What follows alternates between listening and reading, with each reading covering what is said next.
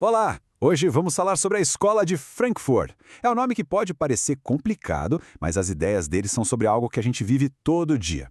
Eles olharam para a nossa sociedade e fizeram uma pergunta bem provocadora. E se todo o conforto e a liberdade que a gente tem forem, na verdade, uma forma muito inteligente de controle? Vamos mergulhar nessa ideia. Para entender o pensamento da Escola de Frankfurt, a gente precisa voltar no tempo e entender o quebra-cabeça que eles estavam tentando montar. A grande questão da época era essa aqui. Vamos lá. Primeira parte, o enigma do século XX. Olha só que interessante. De um lado tinha a previsão de Karl Marx. Ele dizia que os trabalhadores ficariam cada vez mais pobres e uma hora a revolução seria inevitável. Só que não foi bem isso que aconteceu. Pelo contrário, nas sociedades mais desenvolvidas, a vida melhorou, o poder de compra aumentou, chegou a televisão e aquela vontade de fazer revolução simplesmente sumiu. A pergunta era, por quê? E foi justamente para responder a esse porquê que surgiu a Escola de Frankfurt. Esses pensadores queriam entender o seguinte: como é que as sociedades capitalistas conseguem ser tão resilientes como elas não apenas sobrevivem, mas parecem absorver e neutralizar qualquer tipo de oposição? E a primeira grande sacada deles para responder a isso veio de um lugar que na época pouca gente levava a sério: a cultura popular, a música, o cinema, aquilo que eles batizaram de indústria cultural. Eles criaram esse termo, indústria cultural. A ideia é que a arte e a cultura, filmes, músicas, programas de TV, deixaram de ser apenas expressão e viraram produtos. Produtos fabricados em série, numa linha de montagem, pensados para serem consumidos de forma passiva por milhões de pessoas. E essa indústria tinha características bem claras. A cultura vira uma mercadoria, algo para ser vendido. Tudo fica padronizado, seguindo fórmulas que se repetem à exaustão. E o mais importante, tudo isso serve a uma função ideológica: manter todo mundo satisfeito com o sistema como ele é, sem fazer muitas perguntas. Mas a indústria cultural era só uma parte da história.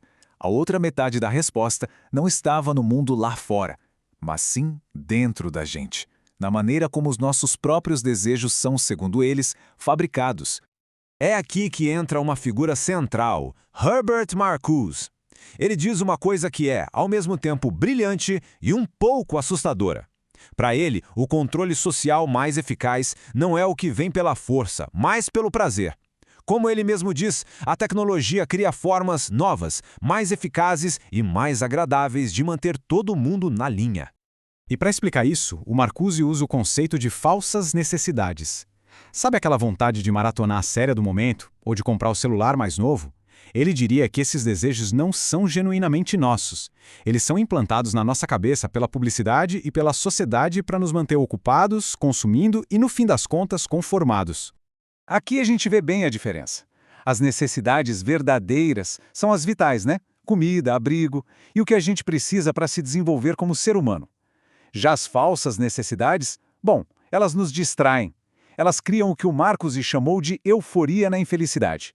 É aquela satisfação rápida de uma compra que no fundo só mascara um vazio.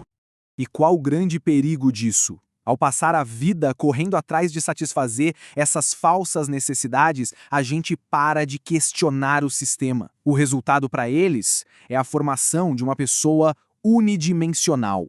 Alguém que perde a capacidade de pensar criticamente, de imaginar que o mundo poderia ser de outro jeito. Então, o que acontece quando a gente junta essas duas coisas, a indústria cultural agindo do lado de fora e as falsas necessidades sendo criadas do lado de dentro? Bom, aí a gente chega na conclusão mais perturbadora de todas. E se a nossa liberdade for, na verdade, a maior ferramenta de dominação? Como diz o Marcuse, a dominação hoje se disfarça de riqueza e liberdade e vai silenciosamente absorvendo qualquer pensamento diferente.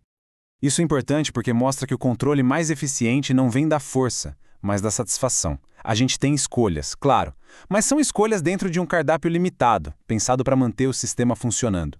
O resultado é o que Marcuse chamou de uma falta de liberdade confortável, uma servidão tão agradável que a gente nem percebe mais que está nela. E isso tudo nos deixa com essa pergunta final, a provocação que a Escola de Frankfurt nos faz até hoje. Se a gaiola for confortável o suficiente, será que a gente ainda consegue enxergar as grades?